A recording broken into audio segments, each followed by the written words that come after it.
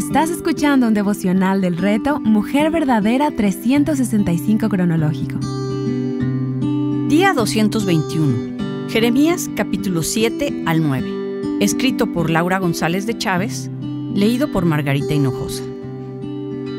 En la lectura de hoy, continuamos viendo a Jeremías trayendo las acusaciones de Dios hacia el pueblo, pues no estaba adorando al Señor. Judá estaba totalmente ciego. Todos se habían desviado, desde el menor hasta el mayor, desde el profeta hasta el sacerdote. Todos practicaban engaño. Habían desechado la sabiduría de Dios y estaban adorando otros dioses, edificando en lugares altos, sacrificando hasta sus propios hijos al fuego como ofrenda a Moloc, adorando la luna, el sol y todo el ejército del cielo. Aún así, iban a la casa del Señor como si nada estuviera pasando. Pensaban que podían servir a Dios y a sus ídolos. Pensaban que su pecado y prácticas idolátricas fuera del templo se compensaban con venir a la casa del Señor. Su confianza estaba en el templo mismo y no en el Dios del templo.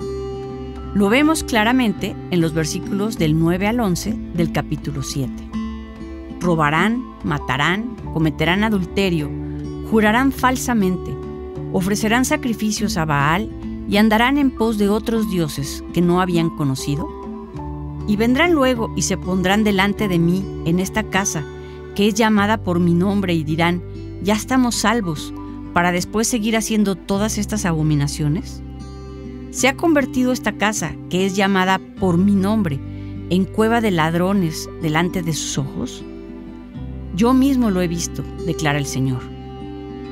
La única manera de poder venir a su casa era si enmendaban sus caminos y sus obras.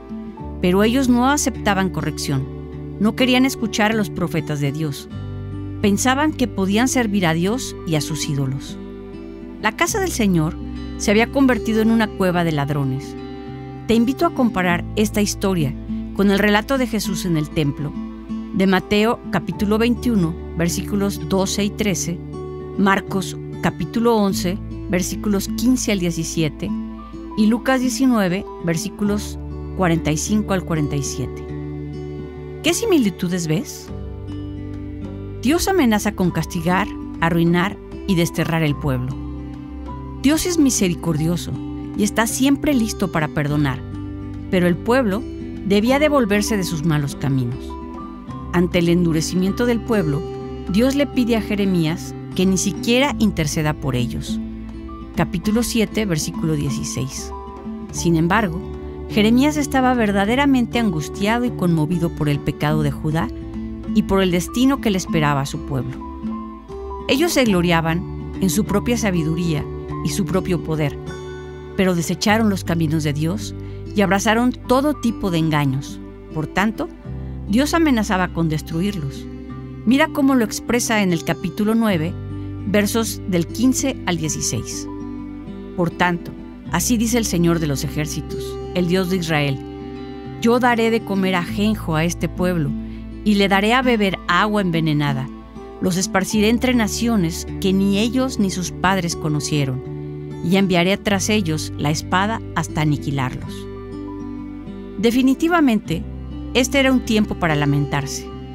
Las plañideras eran lloronas profesionales que gritaban y clamaban en tiempos de dolor. El Señor les convoca a través del profeta Jeremías: consideren, llamen a las plañideras, que vengan, envíen por las más hábiles, que vengan, que se apresuren y eleven una lamentación por nosotros. Capítulo 9, versículos 17 y 18. Las invita a llorar de verdad por la vergüenza del pueblo y por los muertos. Dios causa tiempos de dolor aún entre su pueblo y a sus hijos, no como castigo, sino como una forma de llamar nuestra atención para que podamos reconocer nuestros desvíos y nos volvamos a Él, reconociéndole como nuestro dueño y Señor. Así dice el Señor: no se gloríe el sabio de su sabiduría, ni se gloríe el poderoso de su poder, ni el rico se gloríe de su riqueza. Pero si alguien se gloría, gloríase de esto, de que me entiende y me conoce, pues yo soy el Señor, que hago misericordia, derecho y justicia en la tierra, porque en estas cosas me complazco, declara el Señor. Jeremías capítulo 9, versículos 23 y 24. Para meditar.